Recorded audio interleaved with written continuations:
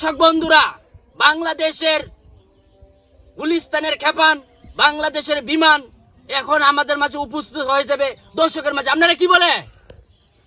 দর্শক উপস্থিত হয়ে যাবে, কিন্তু এখন আমাদের মাঝে চিৎকার বক্তা। আপনি জিজ্ঞাসা দেন না কেন? বসে আছেন কেন? বলেন ঠিক ঠিক ঠিক।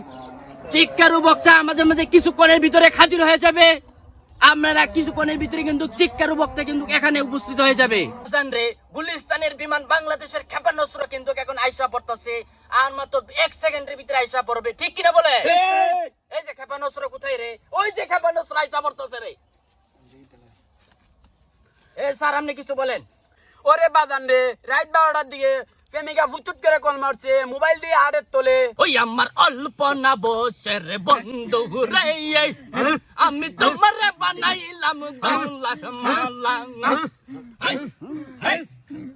আমার অল্প না বছর বন্ধু রে। ও বন্ধু রে, আমি কদিন আগে গেছিলাম এক বাড়িতে, ওই বাড়িতে গিয়ে আমার জাড়াদা বাড়ি দিছে। আমার অল্প না বছর বন্ধু রে।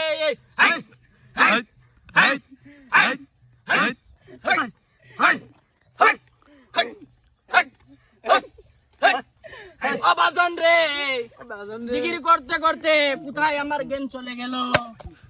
ও বাজান রে, ওমা দর্শক করে, ওমা দর্শক কই গেল রে? ওমা কই গেল? আর কি জিগির করবো রে? ও বাজান রে, জিগির করতে করতে দর্শক চলে গেল। আমাদের বাইনা কে দেবে?